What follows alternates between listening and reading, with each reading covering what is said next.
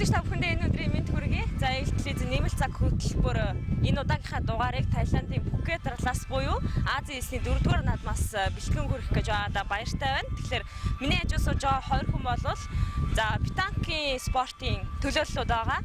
За тодруулах юм бол Азийн эсний наадамд Монгол улс нийт 8 төрөлд одоо 50 гаруй хүний бүрэлдэхүүнтэй оролцсон. Энд бол бас хэд хэдэн шин төрөл орсноор онцлогтой байсан. Тэдний нэг нь бол яхаарахгүй питанк юм. За тэр утгаараа бас манай бас шинэ тутам хөгжиж байгаа спортыг та бүхэнд танилцуулж за эсний наадамд тамирчид маань хэрхэн амжилттай оролцсон талаар ярилцах гэж байгаа. Тэгээд миний урилгыг хүлээсэн та хоёрт юуны өмнө баярлалаа. За баярлалаа. Эсний наадмын хийсэн одоо тоглолтынхаа үр дүнг товчхон дүгнээ та ярьж.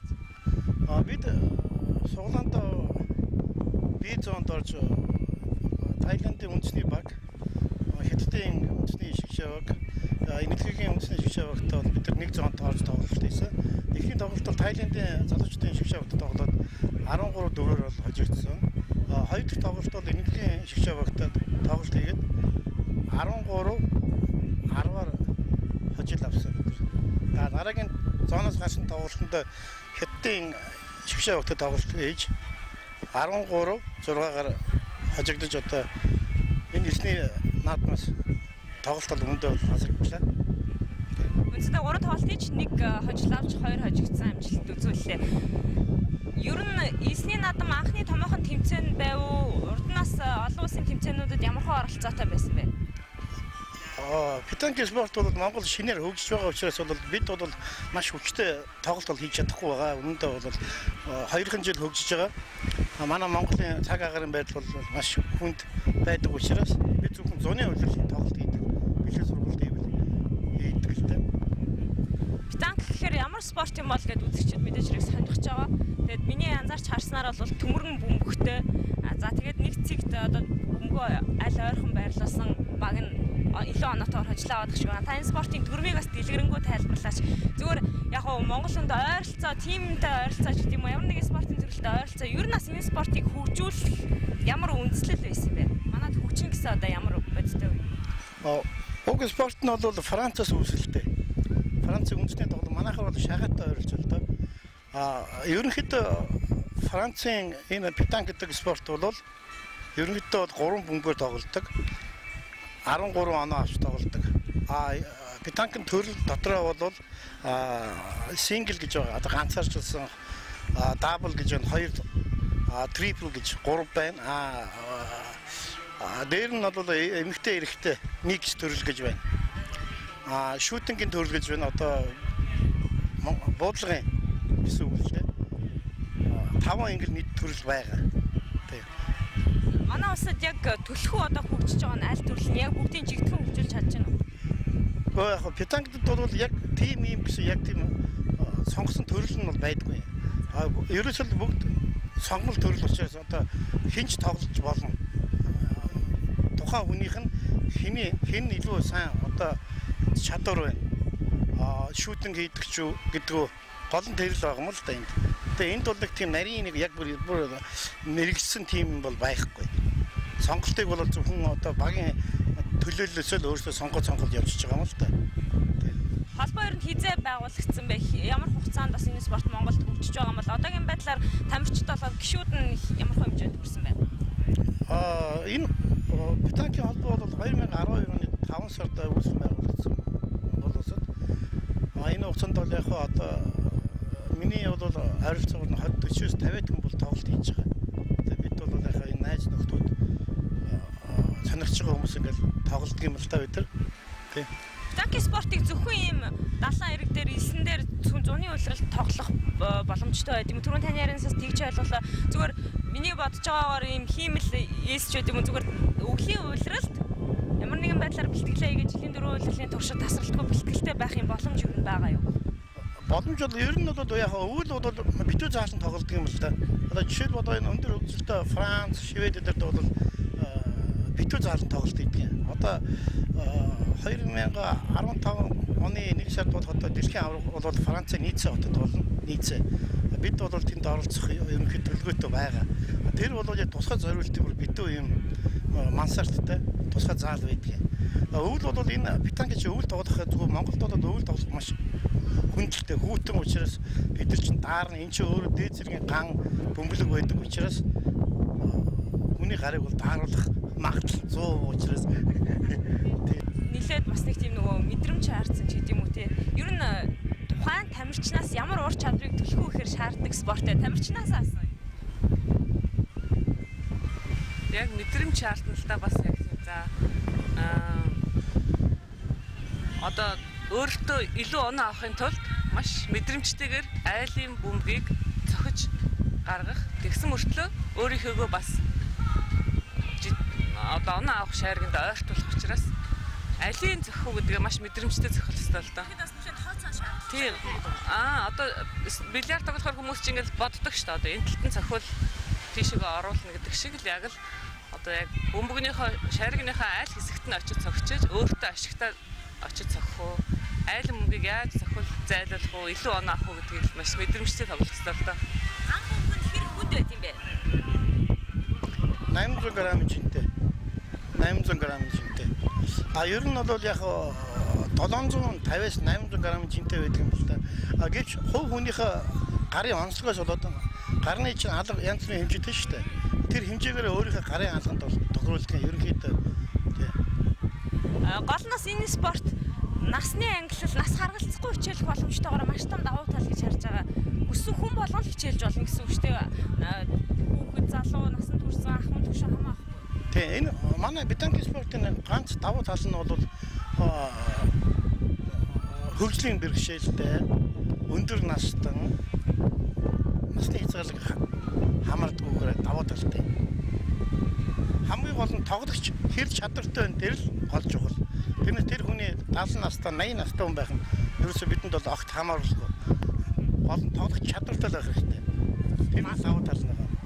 Манай Монгол хүмүүсийн одоо юу хүмүүст ер нь хэр тохирох спорт юм бол? Яг үнэндээ бол яг Монгол хүмүүс бол маш тохиромжтой спорт. Яг л бид нар ч маш тийм байгалийн тийм маш мэдрэмжтэй хүмүүс юмыг хурдан сурдаг. Хурдан богино хугацаанд сэтгэдэг. Бидний давуу чанар байдаг юм л да. Яг үнэндээ бол ингээд Азийн улсууд ингээд хараад байхад бол бид бол арай л илүү хурдан орчинтойгоо дасдаг. Давуу чанараар бид ер нь илүү байгаад байдаг юм болов боддог юм. Питанкийн улсын аврах шалгаруулах тэмцээн гэж зохиогдож байна уу? Одоо 2015 оны төлөвлөгөөнд бол Улаанбаатар тэмцээн Open Улаанбаатар гэх тэмцээн улсын аврах шалгаруулах тэмцээний зохион байгуулах ер нь ажлын төлөвлөгөөнд байгаа. Бид 2015 онд олон улсын холбоо болох FIPGP Азийн холбоотойгоо бие тохиролцсны дагуу бол 2015 оны 8 сард олон улсыг хамарсан сургалт явуулах гэх талаар бол Азийн холбоотойгоо ярилцаад ерөнхийдөө бол үр дүнгийн нааштай хүлээж аваад байгаа.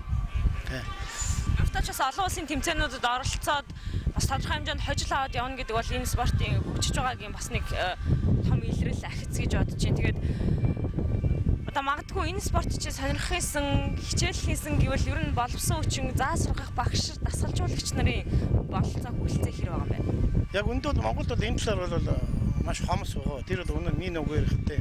Энэ яг шинэ спорт байгаа учраас зөвхөн бид өөрсдөө болцоогоор л энэ бүгдийг хийгээл явж байгаа.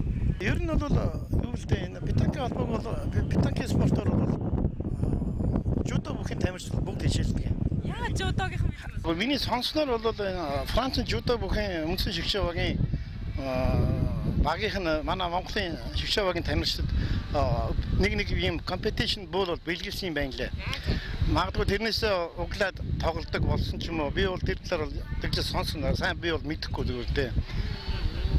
Одоо тоглож байгаа хүмүүсийн тухайд тоглож байгаа хүмүүсийн хувьд бол дандаа бид нар найз нөхдүүд бид нар бол тэмцээн урлаад явцгаас ичтгэл та өөрөөсөө зарлаад даагаад ер нь одоогийн байдлаар хичнээн олон улсын тэмцээнд оролцсон байна. Жишээ нь одоо өнөөдөр эсний наадам үзүүлсэн амжилт одоо бусадаас тэмцээнд оролцож исэн байдалтай харьцуулахад ямар хөө өөрчлөлтүүд гарч байна?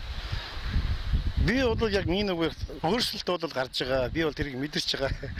2 жилийн өмнө бол энэ спортыг би ер нь өмнөд бол мэдчихгүйсэн. Ямар дүрмтэй гэдэг нь. Тэгээд 2 жилийн хооронд бол би 2013 14 оны хооронд бол яг 46 улс би яг питанкийн чиглэлээр бол тэмцээнд оролцсон байна лээ. 46 улс бүх олон улсын тэмцээнүүчүүдтэй. Би бол энэ хооронд хугацаанд бол питанкийн талаар бол одоо би ерөнхийдөө 100% мэдлэгтэй болсон гэж өөрийгөө бодоод байгаа шүү дээ.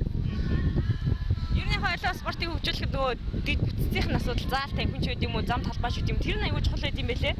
Тэгээд яг одоогоор Монгол Улаанбаатарт ч юм уу яг энэ зориулсан зам талбай заалны асуудал нь юу байгаа вэ? Энэ зам талбай энэ питанкийн талбайны корт байгуулах талаар бол ерөнхийдөө миний ажлын төлөвлөгөөнд байгаа. Би 2015 оноос Улаанбаатар хотын удирдлагуудаа албан ёсны уулзалт хийж би ажлын төлөвлөгөөнд хийсэн төлөвлөгөөтэй байгаа л да. Бас манайхан энэ гişүүд төлөөлөгчд манай тус холбоонд бол ерөнхийлж байхгүй. Үндсэн ажлыг бол ерөнхий нарийн бичгийн дарга төлөөлөл өдөр зөвлөлийн 5 гишүүн. Тэгээд гишүүд бол чөлөөтэй байдаг учраас гишүүдтэйгээ өрөнд л үйл ажиллагаа явуулж байгаа та. Магадгүй та бүхэндээ холбогдож энэ спортыг хөгжүүлэхэд нь туслаж дэмжиж үт юм уу бас магадгүй тамирчин болъё гэсэн хүмүүс байвал одоо хэрхэн холбогдох боломжтой вэ? Манайх үндэсний олимпийн ороонд байрладаг. Монголын питанк боул спорттой холбоо гэдэг. Питанк гэдэг спортын хөгжил нь дэлхийдээ ер нь ямар хөө байд юм бол ерөөсөө альва спортын төрлүүд бол голчлон одоо олимпийн наадамд багтахын төлөө бас нэлээд их хичээж хүчин чармаалт гаргаж ажилладаг шүү дээ. Тийм ээ. Питанкийн спорт бол ер нь бол дэлхийд бол яг 106 улс олон улсын холбооны бүртгэл байдаг юм байна лээ. Миний хувьд ингээ анзаараад байхад бол энэ питанкийг бол маш хурдцтай маш их өндөр татамжаар хөгжсөн юм байна л да. Ер нь Европын холбоонд бол ингээд харахад годон жунд бол ерөөсө хүүхэд өвгөт төвчлөлт тоглож идэг. Чөлөө цагийг бол маш зөв өнгөрөөж идэг. Нэг тийм даваа талтай байдаг юм байна лээ. Энэ спортынхаа дүрмийн талаар бас эргээд нэлээ наривчлаад яригвал маш олон бөмбөг шидэд юм байлаа нөгөө гам бөмбөг гэж яг нэг багт хэдэн бөмбөг хариалагдах уу тэгээд талбай дээр яг нөгөө эсрэг багтаага хал зүрсэлдэг юм уу альсгүй болвол дараа нь нэгдсэн оноо гардаг юм уу гихчлэн та бас дүрмээс питанкийн спорт нь бол 13 оноогоор тоглодог. Тоглохт юу төрөл нь бол ганцаарчилсан хос трипл одоо гурвалсан тийм ээ микс гэсэн төрөл байгаа. Питанкын тоглох яг үндсэн дүрм нь бол Джек гэдэг нэртэй одоо модон бөмбөлөг үйлдэх бүрэнхий шарг. Тэрийг яг зогсох цаграгаас циркл гэдэг цаграгаас 6-аас 8 метрийн хооронд шидэх ёстой. Тэр Джек шаргинтай хамгийн гол нь ойр тулах ёстой. Өөрийнхөө шаргийг. Эсрэг талын шаргийг цохиж гаргана. Нэг үгээр хэлэхэд бол манайхаар бол мөсөн шагаатай жоохон ойролцоо ч юм уу эсвэл керлингтэй бол ерөнхийдөө төстэй керлингтэй. Тийм керлингийн спорт маш нөгөө мэдрэмж харцсан спорт нарийн спорт гэдэг. Тэгвэл ерөөсөө талбай дээр нөгөө эсрэг багтаа халз тоглох юм уу? Халз тий. Тэр гам бөмбөгийг цохоод гарах уу тий? Гаралгүй яах вэ? Тэр цохно гэдэг чинь хамгийн дээд зэргийн өндөр техникийн шаардлагатай байгаа юм л да. Та бүхэн ер нь энэний анхны техникийг ямар хүнээр хаана хизээ заалгаж ирсэн бэ? Одоо дасгалжуулагч нь ямар хүн? Сургалтанд амрагдсан. Бид бол Вьетнамд, Малайзад, Сингапурт, Брунейд сургалтанд амрагдсан. Түрүүн та дэлхийн арга шалгаруулах хэмжээ бас болох ч байгаа гэж хэлсэн тийм ээ. Тэгээд Аз төвд энэ спортын одоо манай төвд энэ спортын хөгжил ямар хөө байна? Жишээлбэл эсний наадамд яг одоо оролцож байгаа хичнээн улсууд байна. Тэндээс аль улс нь одоо тэргүүлж байна. Ер нь монголчууд мэдээж хэрэг эхлээд твдээ гарч ирэх шаардлагатай болов тий. Түүний дараа дэлхийн хэмжээнд яригдах болов уу гэж бодож байна. Питанк бол Азад бол хамгийн маш өндөр түвшин хөгжсөн улс нь бол Таиланд байна. Лаос, Камбож, Вьетнам дөрв бол дээд зэргийн өндөр түвшинд хөгжсөн. Тэр бол үнэн. Одоогоор хөгжиж байгаа холбоод бол одоо сая бол Солонгос орж байна, Туркменистан орж байна. Манай бас хаана явж байна? Манайх яг сүүлээс нь баг 5-6 улсын өмнө манайх Азийн холбоонд бол аль бие усны гишүүн болсон л та. Манай холбооны дараагаар бол Мянмар, Узбекистан, Туркменистан, Солонгос гэх мэт гişүүд улсуудаар орсон байна лээ. Спортын хөгжлөөр Аз дэвтүүдийг дэлхийд хэрэгүүлдэг солонгосууд тэгвэл питанкийн спортын төрлөөр ямар тач манай хойно л явж байгаа юм гэж ойлгож болох юм шүү дээ. Дэлхийн аварга ер нь хэр ойрхон харагдчих та бүхэн. Бидэнд бэлтгэл хийх хэрэгтэй. Хэрхэн яаж хийх вэ? Хаана ямар хөвцөд болцоо байна? Яг одоо ер нь юу хийхийг хүсэж байна та бүхэн? Бид 2015 оноос л одоо яг аль бие усны сургалт семинар хийх гээд ер нь ажлын төлөвөнд байгаа талбай хамгийн түрүүнд бид талбай байгуулах шаардлагатай байна. За түүний дараа бол тодорхой ажлыг төлөвлөгдсөн. Төлөвлөгдсөн ажил байгаа. Тамирчин маань энэ удаагийн Азийн элсний наадамд 3 тоглолт хийсэн. Тэгээд таны зүгээс бас элсний наадмын тоглолтуудаа хэрхэн дүгнэх бол? За хамгийн анх одоо юуны питанкийг тоглож байхад тий одоо монголчууд анх удаага орж ийн гэд бид нарыг их нүдэнд гайхаж хүлээж авч ирсэн л да. Тэрнээс хойш 2 жил боллоо гэхэд одоо энэ жил бол бид нар хүмүүсийг гайх шиг төрүүлэхээр бол тоглосон л да. Тэгэхдээ бид нар бол одоо дөнгөж 2 жил гэхдээ бид нар өдөр болгон бэлтгэл хийх байгаа шүү дээ энэ улсууд шиг. Тэгэхэд энэ улсууд бол одоо яг 10 жил тоглолцсон, 8 жил тоглолцсон гэдэг тийм улсууд авах бүр мэрэгжлийн тамирчин болчихсон тийм улсууд. Бид нэг онолдод байгаа шүү. 2 жил тоглосон гэхэд бол дажгүй тоглосон гэж бодож байгаа. Тий. Тэгж л бодоод байна шүү дээ. Одоо тэгээд одоо ер нь анх ямар тэмцээнүүд байгаа Орын 12 сарын 14-нд манай нэг хэсэг баг тамирчид Тайваны нээлт Open Tourist гэж нэг тэмцээн болдгийн. Тайван руу явна. Нөгөө хэсэг нь бол Прибалтикийн өвлийн хаалтын тоглолтч байдаг. 2014 оны хаалтын тоглолтод Латвийн Вилнюс хотод өргөгдсөн байна. Бид тийшээ явах төлөвлөгөөтэй байна. За тэгээд ямар ч шинэ үе спортыг хөгжүүлж байгаа та бүхэнд бас цаашдынх нь ажилд нь амжилт хүсье. Дээрэс нь тамирчидтай бас тэмцээн оролдоонуудад олон оролцоод удахгүй тэгээд төв дэлхийн аваргуудтай болоорой гэж ерөөе. Баярлалаа. Зам гэрэлтсэн байгаа л да. за баярлалаа. За баярлалаа.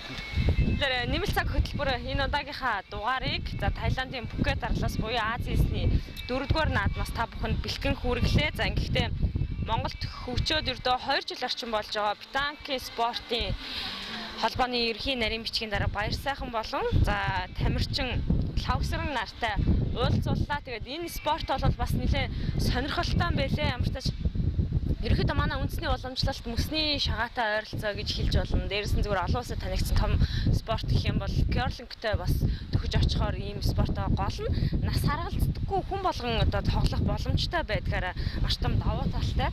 Тэгээд аль болохоор хүмүүс спортоор сайн хичээлж ивэл эрүүл мэндэд нь болоод ер нь юм сайн чөлөө цагаа гэсэн зүг боловсон бол бас нэг юм зүйл юм.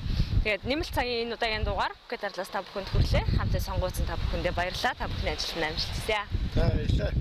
Та бүхэнд амжилт хүсье. За баярлалаа.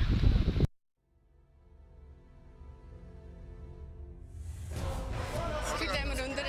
За питанкийн спортын төлөөллүүд байгаа. Дөрвөлх зорилготой нэрсэн.